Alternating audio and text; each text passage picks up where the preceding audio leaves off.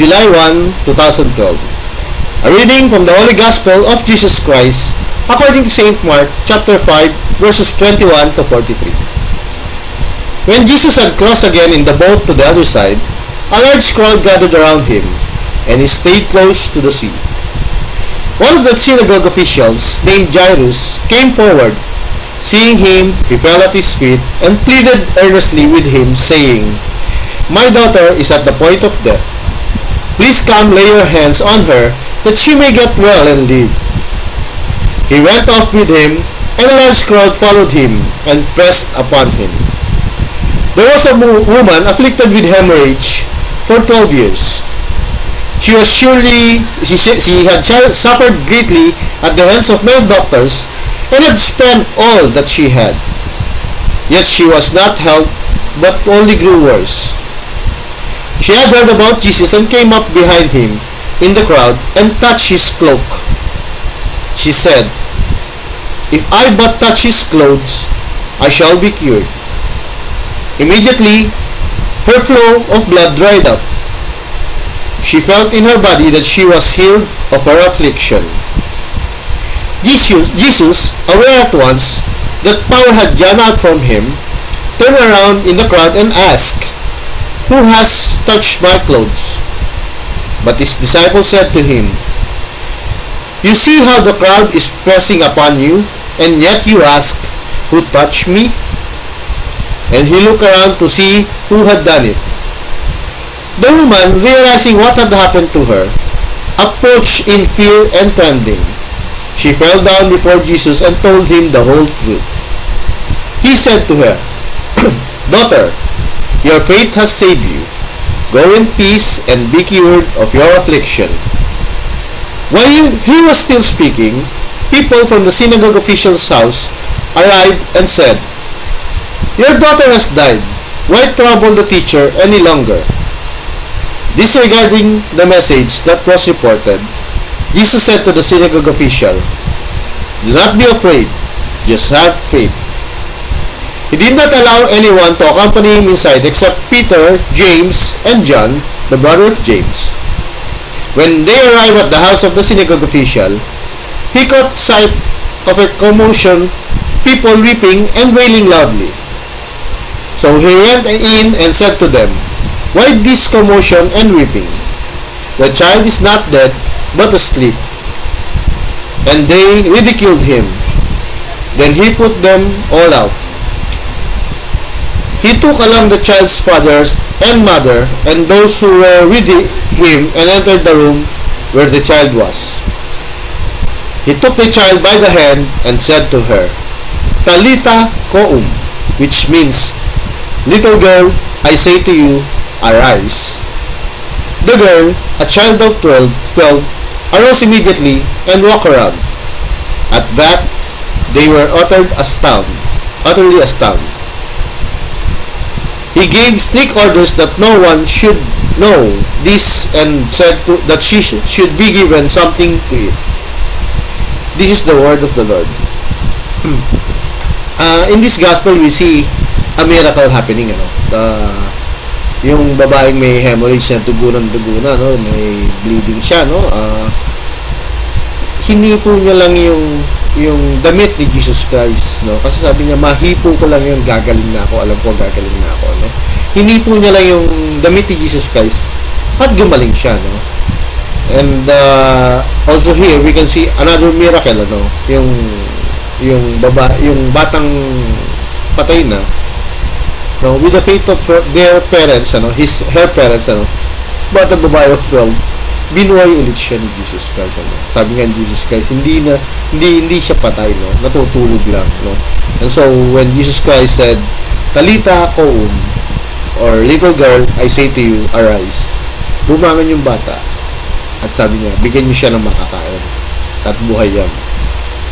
So, sa buhay ko, in my life, nangyari na, it is not a miracle, no? Nangyari na rin sa akin na my arm was broken, dito, pati dito, yung isang bone, bali, dislocate, no? Hindi pala dislocate, bali talaga, broken, no? So, at that time, may echo conference kami, no? Yung echo conference para sa mga couples for kay sa mga couples na, no?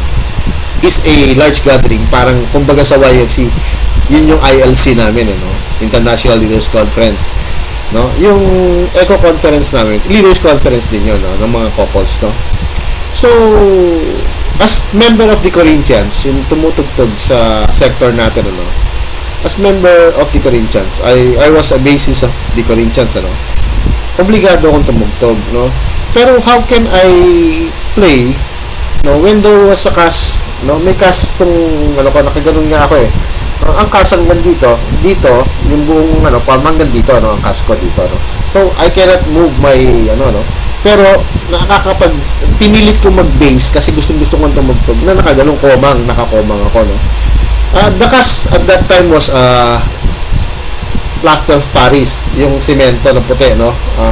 So yung semento na puti, pag nababasa ng pawis o nababasa, lumalambot. So I can easily, no, instead na talagang gano'n na naka-7, na-move ko pa rin ng konti, no? Ng konti na mayroon ng konting adjustment. So pag nagbe-bass ako, medyo naka-ano. So nagpe-pray ako, no? Ayoko kasing, ang service ko kasi sa music ministry, ganun ako ka-heartily dedicated, no? Gusto ko kasi tumugtog and give praises to God, ano? Yun ang aking service, na aking devotion. Then music is my devotion, giving praise to Him, worshiping Him, no? Yun ang devotion ko para kay Jesus Christ, ano? Sabi ko, Lord, paano to? Sabi kasi nga, hirap ako, nakikita lang hirap ako mag-bass, although, pag mabibilis na yung mga bass lines na, medyo nagkakapatid-patid na yung daliri ko, no? At saka masakit, kasi nga, I felt the pain here, masakit yung, yung pag nagbe-bass ako, no? Pero I was suffering greatly talaga, no? Pero pinipilit ko, gusto kong tumugtog, no? Sabi nga sa akin ng mga kabandmates ko, pahinga ka muna, Ronnie, magharap tayo na reliever mo na lang mag-base sa atin, pahinga ka muna this echo conference, huwag ka muna tumugtog. Sabi ko, no, pipilitin kong tumugtog, no? After a month, pina-check up ko yung, nagpa-practice kami, no? Okay, habang nagpa-practice, no? Kagalaw pa ako ng konti dahil nga plaster parts, at saka basa na, medyo lumuwag na, no? After a month, more than a month, pina-check up ko yung kamay ko, no? Baka pwede nang tanggalin kasi sabi nila it will heal mga 6 weeks, no? So a month and a half, no? Pina-check up ko. Nung in-x-ray, hindi pa nag-heal yung aking buto, no?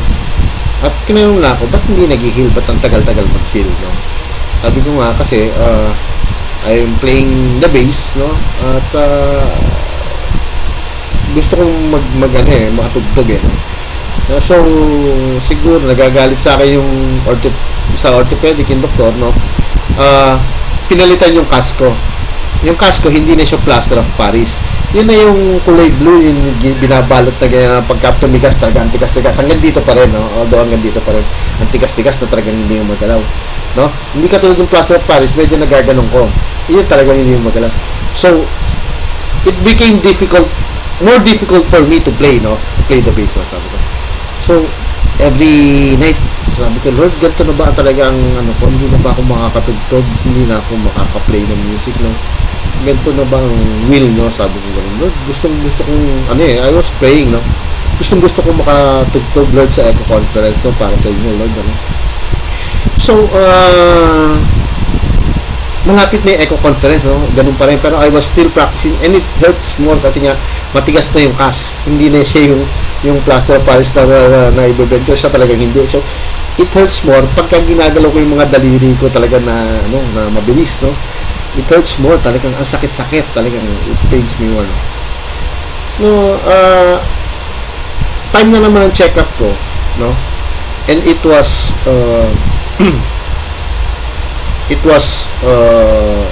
days na lang before the echo conference, siguro 3 days na lang yata, no?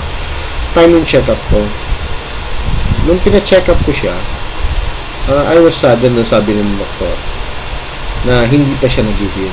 And the bone, nag-heal na siya, although nag-heal na siya, pero hindi pa siya completely healed, no? And the bone, was not healed na diretsong ganyan, no? Nag-heal siya, nakaganon, no? Kaya nga may bukol ako dito ng konti, nakausli yung buto ng konti, pero nagdikit siya, pero hindi pa siya completely healed, no? Anytime pwede pa siyang humalas, no? So, that time, I was saddened, no? Tapos sabi ng doktor, di bale, yung cast mo, papalitan na natin, sabi niya sa akin. So, nagkaroon ako ng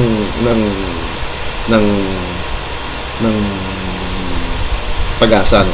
Pinalitan niya yung cast ko, yung hanggang dito na lang, wala na dito sa may bandang siko, no?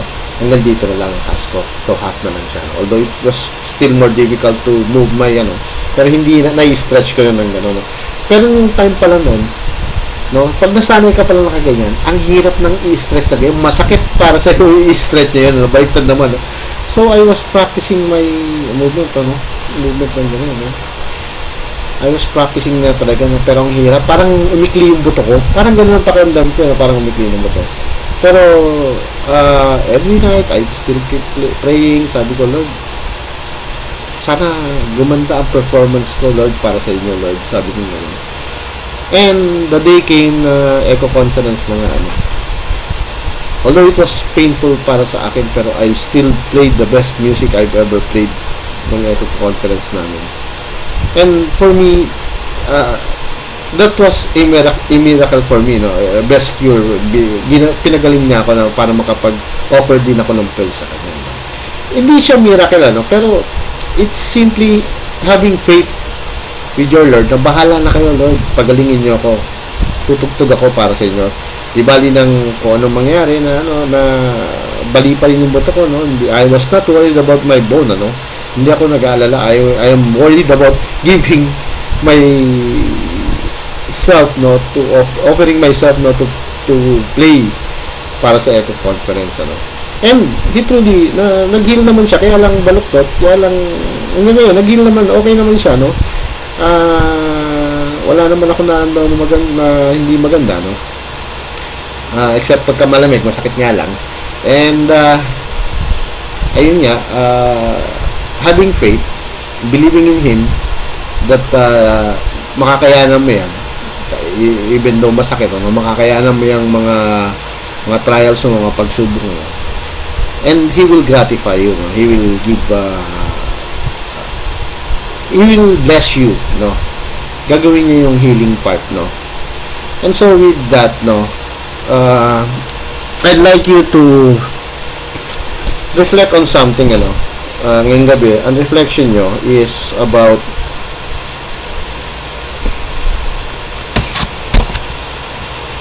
what miracles from the Lord have I personally witnessed or experienced? How did this affect me, my spiritual journey, no? Paano daw naka-affect yung mga miracles na ginawa niya ni Jesus Christ sa inyo, ng ating Panginoon, no? And with that, may God be praised. Amen.